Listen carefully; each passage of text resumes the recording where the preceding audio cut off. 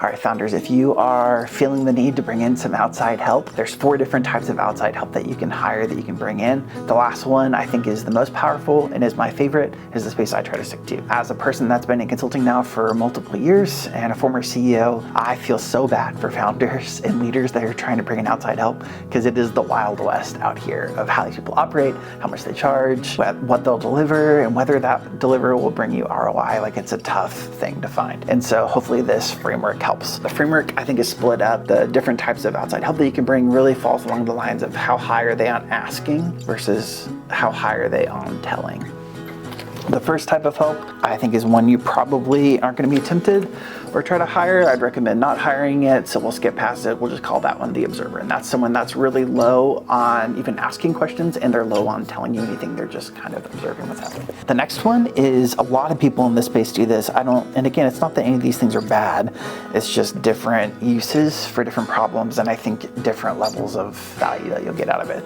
So if someone's really high on asking, but they're not going to tell you what they think and what you should do to make your business successful, we're going to call that person a facilitator. Sometimes I get asked to play this role. I don't mind playing this role. Like, it's a really fun role to play. This is for people, if you're a founder or a leader, that really you need someone to help you clarify your own thinking. You're not trying to get someone to tell you what's going to make your business successful, or even to point blind spots or areas that you might be missing. You're really trying to get someone to clarify your own thinking. That's valuable. It's really hard to drive a business. It's really hard to lead an organization forward if you're not clear on what you want, on where you're going, on how you communicate where that is that you're trying to head, or how you communicate the obstacles or the gaps that are in the way of getting there. Like, you getting clear is a real value to bringing someone in for outside help.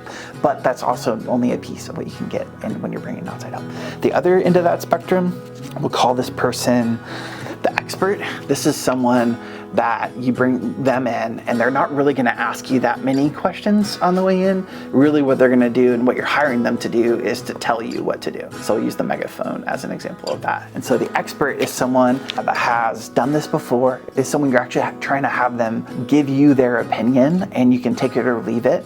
We all know those coaches, consultants that are experts. It's not, again, that any of those, it's not, again, that doesn't move the needle and that's not helpful at times. Sometimes people will hire me for a strategy day, and we'll do a little bit of onboarding, but the main thing we do is try to get really clear, quick, on what it is that they don't know and what it is that they're trying to accomplish. And really what they're asking is, if you were inside of my business, what would you do? And we'll take a half day inside of this conference room over here, and we'll kind of get my brain on the page of what I think would actually help grow their business, and what their positioning might be, or how they should structure their org chart, or whatever it might be. And so that's the other option you can hire as an expert. My favorite one, and the one we'll try to stick to, I try to stick to the most, that I think you get the most ROI, is what we'll call the partner. And this is someone that is really high on both asking and on telling. Some people would call this like a facilitative consultant. This is the role that I try to play, especially with my retainer clients. I play this role, but I try to do this in offsites as well. Kind of splitting my time based on what is going to move the needle the most for the business.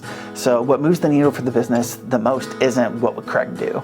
That's not why you're hiring me or any outside help to come in. The goal is to get you positioned and empowered to drive your own business forward, your own organization forward. But at the same time, I want to know and have the freedom when I think you're missing a gap, or when I think there's a lack of expertise in an area, or when I've seen something inside of another business or an organization, whatever it might be, that I think isn't going to come out just through my facilitation, then I want to be able to raise my hand and say, hey, can I take a second and say, here's what Craig would do? And a lot of my clients, we flow between these things really freely, and I give them all the caveat of, tell me to be quiet anytime you don't care what Craig thinks about something, and it does not hurt my feelings. I hated when I was a CEO, when I had people that felt like they tried to step into the driver's seat of my own organization, because that doesn't actually help you achieve your potential. The goal, if you're in that seat of founder, owner, leader, whatever it is to empower you to lead things.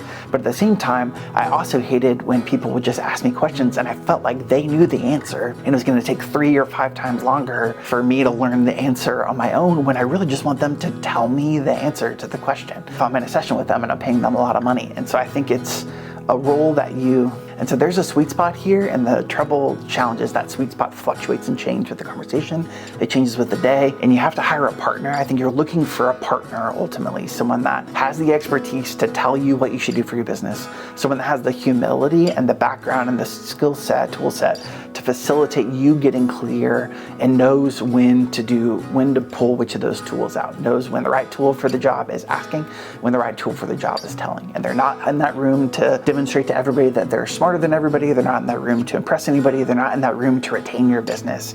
They really are in that room to be a partner for you as a founder and helping you drive your business forward.